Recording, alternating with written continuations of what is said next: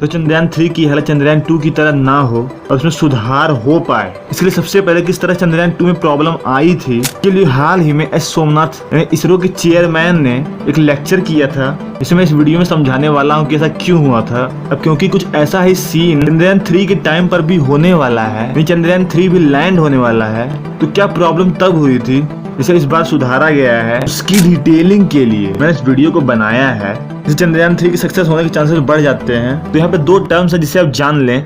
Attitude यानी उस space craft का एंगल क्या है, उसकी टॉलरेंस लिमिट क्या है, जितनी लिमिट उसमें बांधी गई है उतनी ही लिमिट पर वो लास्ट टाइम पर मूव करेगा, उसमें लॉक लगा दिया जाएगा। और दूसरा है वेलोसिटी, वो भी दो तरह की वेलोसिटी, कि मून क्राफ्ट एक घुमावदार रास्ते पर है, तो अगर नीचे लैंड करने के लिए बढ़ रहा है तो कुछ दूरी आगे भी बढ़ रहा है, यानी ये हॉरिजॉन्टल और वर्टिकल दोनों तरह के पाथ पर एक साथ ही जा रहा है। इस साइन है कि स्पेस क्राफ्ट का पाथ घुमावदार है या फिर कर्व है, इसीलिए। बट अब देखोगे जब चंद्रयान 2 इस तरीके के घुमावदार पाथ पर आगे बढ़ रहा होता है और उसे अब नीचे उतरना है, तो स्पेस क्राफ्ट की एक्सेलरेशन स्पीड और नीचे आने की वजह से मून लैंडिंग की ग्रेविटी से ओवरऑल स्पेस क्राफ्ट की स्पीड बढ़ जाती है, क्योंकि ऑब्वियसली होनी ही है। तो यहाँ पर किसी भी स्पेस क्राफ्ट को ऐसे सिचुएशन में सबसे पहले अपने स्पीड को मेंटेन करके लैंडिंग साइट पर लैंड करना होता है। बट उस दिन जब चंद्रयान 2 लैंड होने को होता था लगभग 8 किलोमीटर ऊपर, तो उसका एटीट्यूड लॉक कर दिया गया था, क्योंकि जब तक घूमेगा तो उसका एंगल प्रॉब्लम क्रिएट करेगा,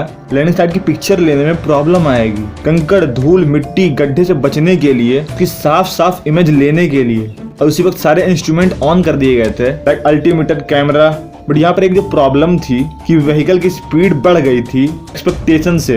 इंजन के पास इस स्पीड को कंट्रोल करने के लिए कोई स्पेसिफिक इलाज नहीं था, क्योंकि इसकी टॉलरेंस लिमिट को ही लॉक कर दिया गया है। यहाँ पर स्पीड ज्यादा है और कोई कंट्रोल स्पीड पर नहीं है, क्योंकि वहीं एग्जैक्ट लोकेशन की इमेज भी लेनी है, क्योंकि स्पीड अगर स्लो होती तो इमेजेस कैप्चर हो सकती थी, बट ट्रैजेक्टरी हर बार बदलती जा रही थी। और यहाँ पर अब लैंडर जमीन की तरह बढ़ रहा था और धीरे धीरे बहुत ज्यादा एरर्स एक्यूमुलेट होने की वजह से और स्पीड टॉलरेंस लिमिट के पार जाने की वजह से सॉफ्टवेयर को लगा यहाँ पे जब स्पीड लिमिट के पार चली गई है तो उसे अगला एक्शन ले लेना चाहिए, जिसकी वजह से सॉफ्टवेयर ग्लिच आया है और वह मून के सरफेस पे डायरेक्ट लैंड करने के लिए विदाउट एनी इंस्ट्रक्शंस अगर मून के सरफेस पे लड़ गया, क्योंकि अभी लैंडिंग लेग्स भी नहीं खुले थे, मून सरफेस की इमेजेस भी क्लियर नहीं थी, तभी जाके मून के सरफेस से लड़ गया। सबसे पहले अब ये जानिए चंद्रयान 2 में दोनों लेवल पर प्रॉब्लम आई थी, यानी हार्डवेयर और सॉफ्टवेयर। लैंडिंग साइट को भी बढ़ाना चाहिए था ताकि हम साइट भी थोड़ा टाइम लेकर चुन सकें, क्योंकि ये तीनों मेजर चेंजेस चंद्रयान 3 में किए गए हैं, जिसके ऊपर मैंने डिटेल में एक सेपरेट वीडियो पहले से ही बना रखी है। ये सब डिस्क्रिप्शन में फिर आई बटन पर जाकर क्लिक करके देख सकते हैं। चैनल को सब्सक्राइब करें। बाकी अभी के लिए इतना ही, बाय बाय।